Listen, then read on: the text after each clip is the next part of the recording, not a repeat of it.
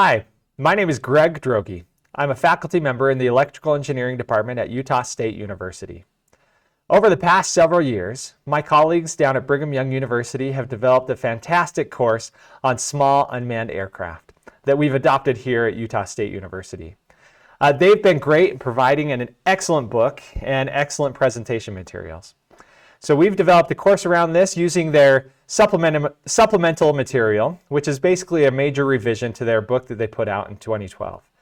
My sincere hope is that I provide some value added between explanations and the general overview of the material. So let's go ahead and get started. Let me shift over to the slides. The first slide in chapter 1 just discusses why we care about small UAVs. In reality, now they're becoming universal. They're everywhere, from civil and commercial applications to military applications, homeland security, to a host of new and ever-increasing areas where UAVs are coming into play.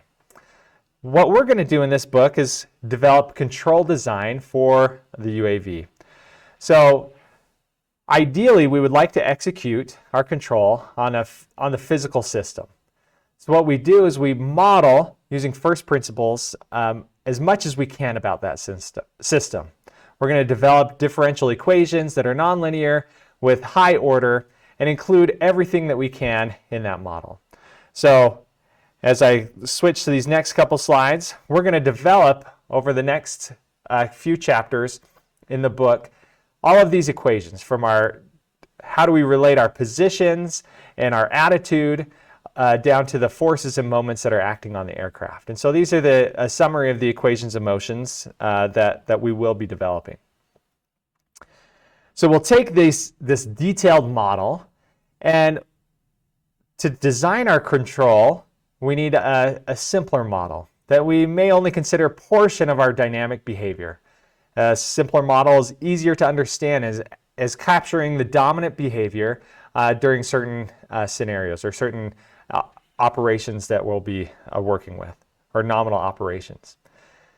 So that design model is much simpler. So here's an example of the transfer function for the aileron, right? And so compare that to that nonlinear function, or that nonlinear set of functions that we had previously, and you'll see that we've simplified our system quite a bit, all the way from the aileron as an input to our course angle as the output. So we'll develop a host of these simpler equations for developing our control design. And so we'll see here's an example of the control design. Given a desired course angle here at the very left, how do we get to our course angle at the very right?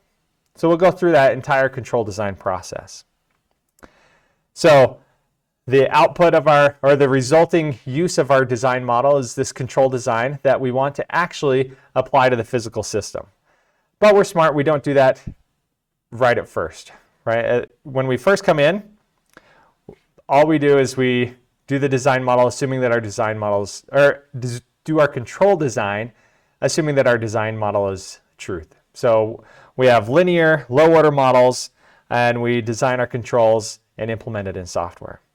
Second, we come in and we go to that simulation model, which that simulation is based on as much as we can model in the real world.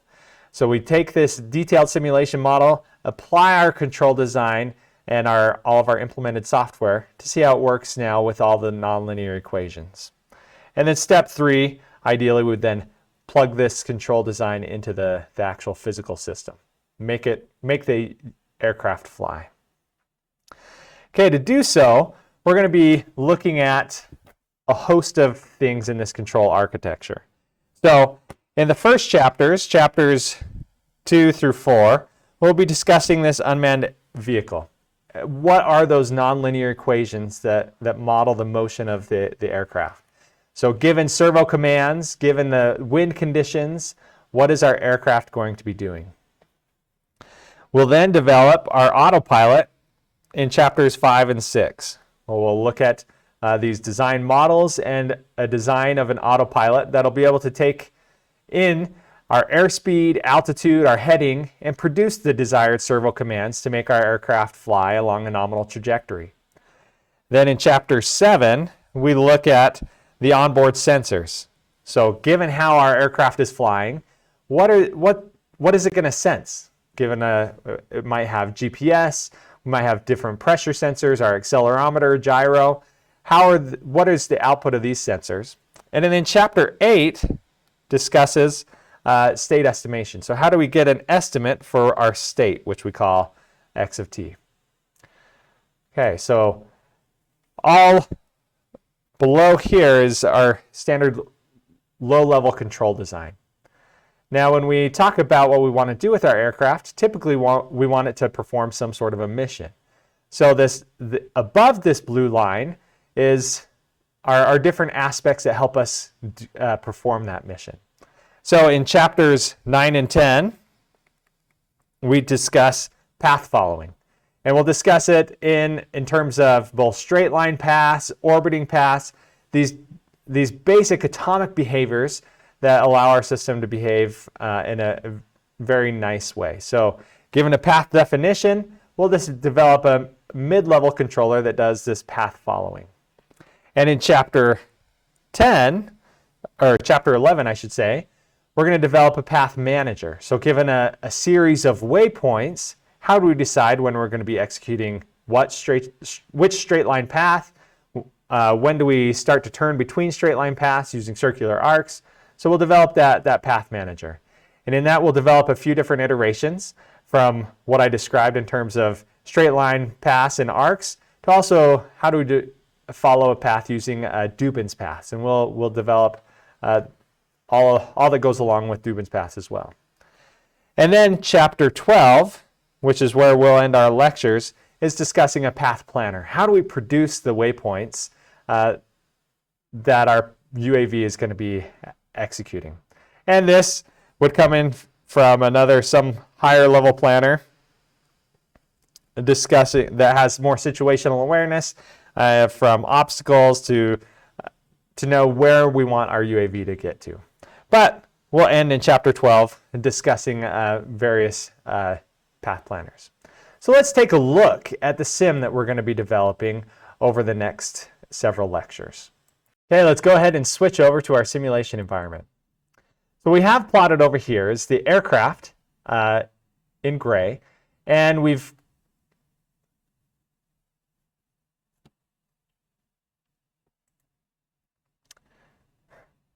so let's go ahead and go over to our simulation environment. Over here we have our aircraft plotted in gray, and then we've given a goal point for it to get to. It's then planned a path shown in green to get from its current position around these obstacles, which are simulating kind of an urban environment setting to get from its initial point to its destination. And keep in mind the scale. I've actually multiplied the size of the aircraft by 100, and each one of these grid cells is 100 meters by 100 meters. So let's go ahead and let the aircraft begin. And we're going to develop through the course all of the various different capabilities. From down low at the very beginning, we'll be talking about the aerodynamics of the aircraft. How does it move through the air as we give it different input commands? And then we'll talk about, and here you'll see that it actually clips the building, but that's because it's 100 times bigger than it actually is, right? So we'll talk about the autopilot that'll allow us to execute desired commands. And we'll also talk about these simple path following capabilities, such as right now it's following a straight line. And you've seen a couple times where it's popped up doing circular arcs between waypoint positions. And then, like we mentioned in the final chapter, it does all the path planning. And it looks, for example, like it's going through it looked like it clipped there, but that was a scaling issue. It looks like it's going through that building. But as we zoom in, we'll see that it's actually planned in three-dimensional space to go over that building. So we developed this sim, and we develop it in both just a straight-up Python version, as well as this ability to plug that Python into ROS. So let's go through all the different pieces of the sim. In chapter 2, we'll discuss coordinate transforms. So we'll look at trying to represent where the aircraft is. So just given its north, east, down, and phi, theta, psi, which correspond to its attitude, roll, pitch, and yaw, we'll decide where the aircraft is. And we'll develop a number of frames, so I can show them here. We'll develop a number of frames we'll first develop the vehicle frame.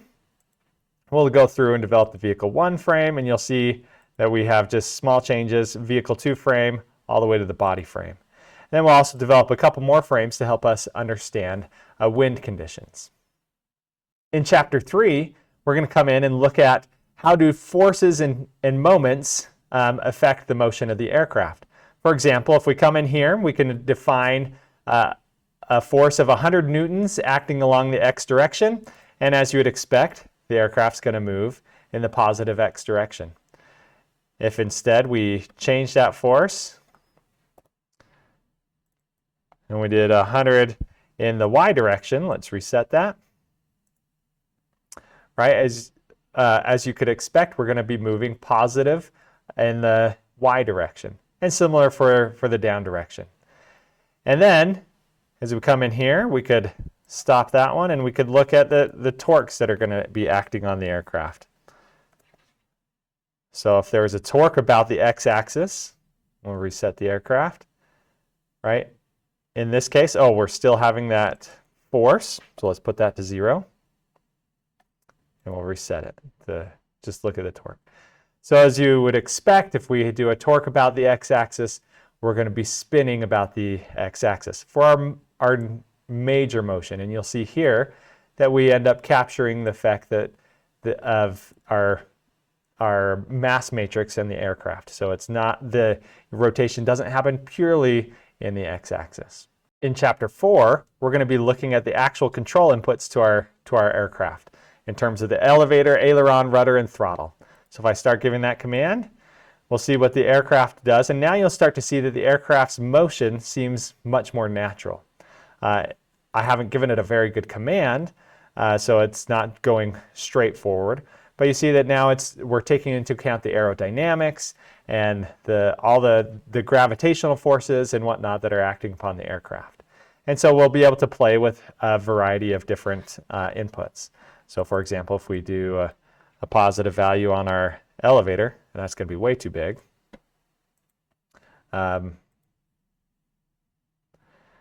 That'll cause us to dive down.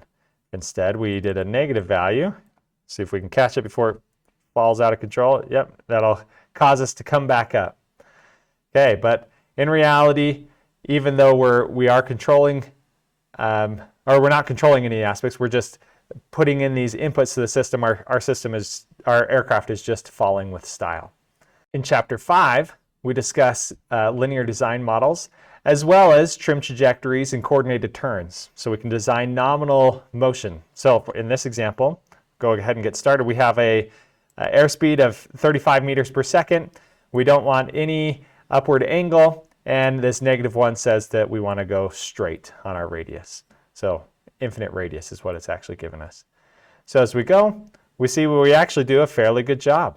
The aircraft, and let me speed this sim up, the aircraft goes straight for quite a bit of time, but if we let it go for long enough, we'll see that we are indeed just falling with style. We're still not controlling our aircraft super well. And it goes pretty well when you're just sending it straight. Why don't we give it a small angle of attack, or flight path angle.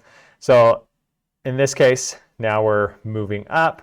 And if we give it a radius, we'll do 800 meters, right? We'll start to see, hey, we are going at a radius. We have a flight, our angle is going up, right?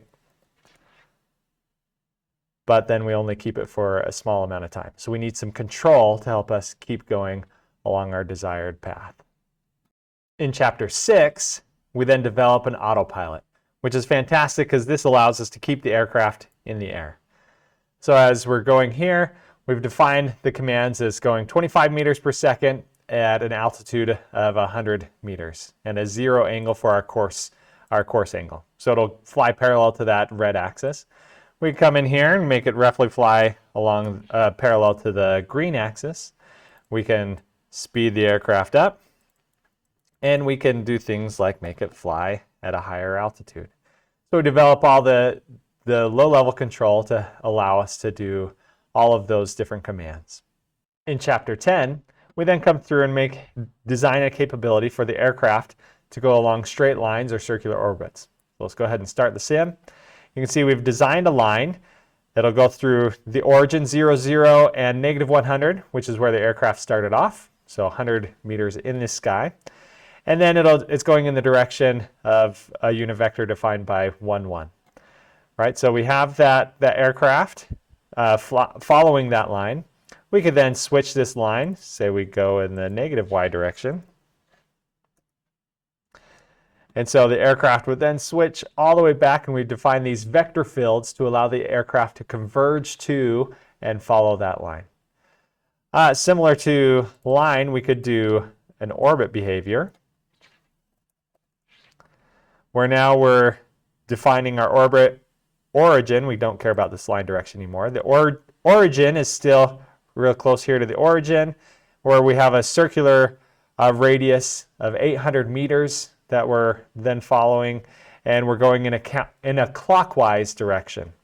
So as the aircraft comes up, it's following a vector field. Let's come back here. Following a vector field to allow it to converge to that orbit, which is pretty cool.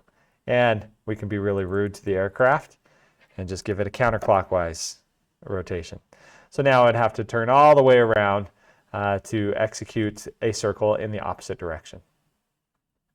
And we can do, anything we want. We can change that to be at a different radius. There we go. That time we actually helped it out. But these give us two atomic behaviors that we could then use for following paths. In Chapter 11, we're going to be able to finally command a series of waypoints. So we can come in here, have it go through a series of waypoints, and then we'll manage paths using the basic behaviors in Chapter 10 for following lines and straight lines and circular arcs. So we're going to define a series of waypoints. Let's get this going as fast as it will while recording video. And we'll see that similar to before, we have this red line segment that's a little bit harder to see. As we pop up, it keeps coming. It's kind of being drawn right on that green line. The aircraft's able to follow it just like in Chapter 10, just a simple straight line path follower. Then as it gets close to this next waypoint, you'll see that it'll switch to a circular arc and follow the next path. So it does an arc transition to another straight line. Wait for it. So here we're coming up along. There, we'll zoom in so we can see it better. So there's that red line. So then as we're coming into that waypoint, then we'll be switching to the next straight line. There we go. There's our circular arc. We switch, and now we go again, we'll switch to the next straight line. So there you have it.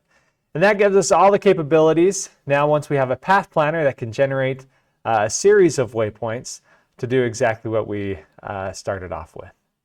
I hope you enjoy these series of lectures. It's a fascinating class, excellent material, and in all honesty, it's just really fun. So there you go. Hopefully you enjoy.